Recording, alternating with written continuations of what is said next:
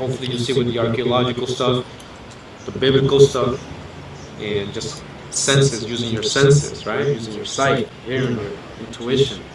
You gotta use them, your heart. We'll try to put this together. As Maya Angelou says, wouldn't it be wonderful when Black history, Native American history, and Jewish history, and all of U.S. history is taught from one book? Just U.S. history. But she's trying to tell you right there. Think about it. In Isaiah 5:13, therefore my people are gone into captivity because they have no knowledge.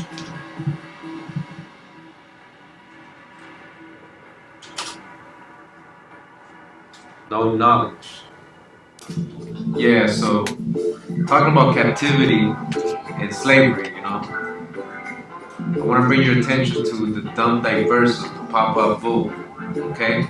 This is something that was done in 1452 by Pope Nicholas V, right? So let's read here what it says in Wikipedia. So it says dumb diversus, which means until different. You hear that? Until different. It's a Papal Bull issued on 18th of June 1452 by Pope Nicholas V.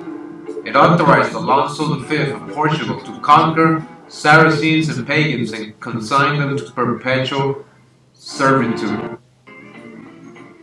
Alright, so what does that mean? You know, perpetual slavery. Who are these Saracens and pagans? You know, what exactly does that mean? Because remember, this is 1452, before they traveled to America, right? 1492 is when Columbus discovered America, right?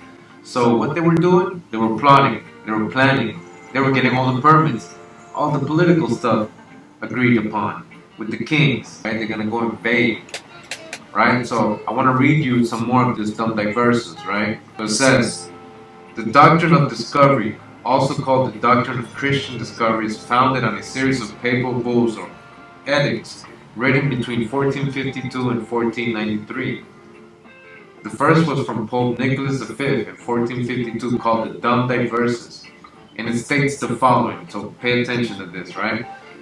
So, who are in the Americas, right? So, we want to grant you, King of Portugal, full and free power, through the apostolic authority by this edict, to invade, conquer, fight, subjugate the Saracens, Muslims and pagans, and other infidels and other enemies of Christ, and wherever established their kingdoms, right? Their kingdoms, their duchies, their royal palaces, their principalities, and other dominions, lands, places, estates, camps, and any other possessions, mobile and immobile, goods found in all these places, and held in whatever name, and held and possessed by the same, and to leave their persons in perpetual servitude.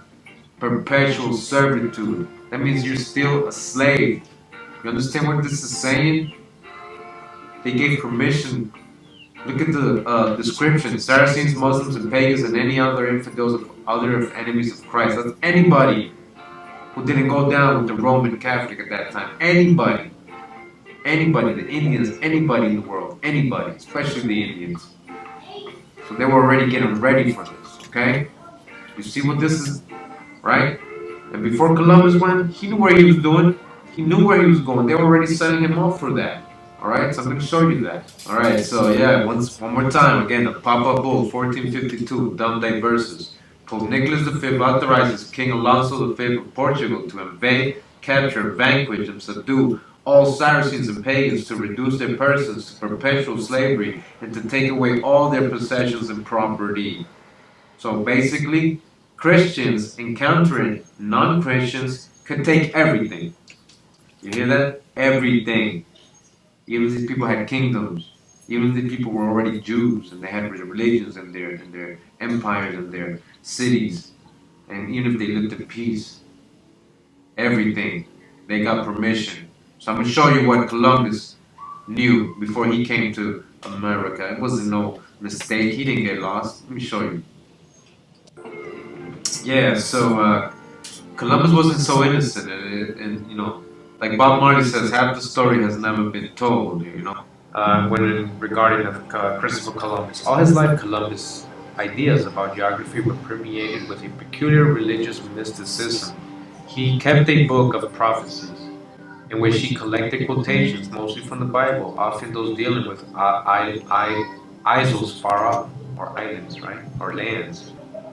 He kept a book of prophecies in which he collected quotations, mostly from the Bible, often those dealing with isles far off, lands, or islands. That seemed to prophesy his own discoveries. We're told a certain story in school about Columbus, and it's not even close to being true. Okay, so he was never lost.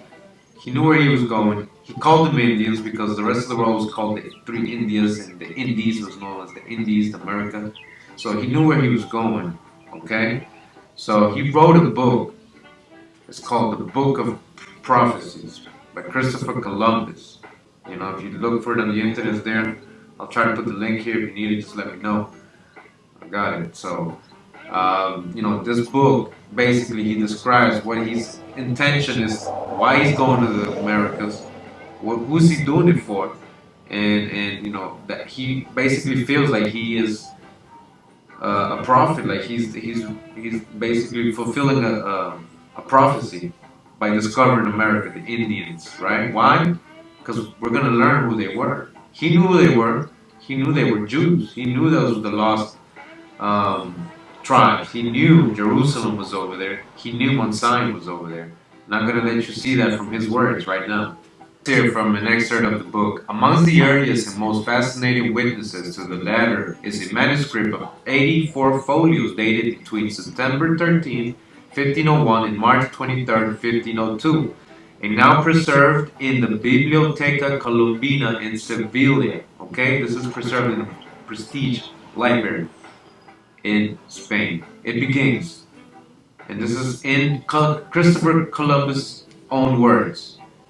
This is the beginning of the book or collection of authorities, sayings, opinions, and prophecies concerning the need to recover the holy city and Mount Zion, and the discovery and conversion of the islands of the Indies, and all peoples and nations for Ferdinand and Isabella, our Spanish rulers. It says, this manuscript, commonly known as El Libro de las Profecías or Book of Prophecies, was compiled by Christopher Columbus himself in collaboration with Gaspar Gorizio, a Carthusian monk of Italian origin who belonged to the monastery of Santa Maria de las Cuevas in Sevilla. Okay, so again, what did it say?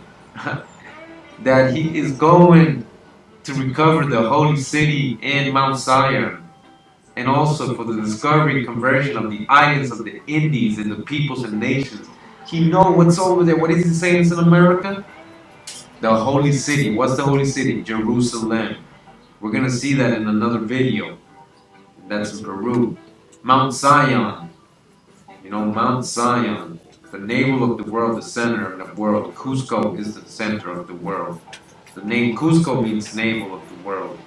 Mount Zion is considered the navel of the world. Jerusalem is considered the navel of the world. Peru, Cusco means navel of the world. So that's just another video, but just you can see Christopher Columbus knew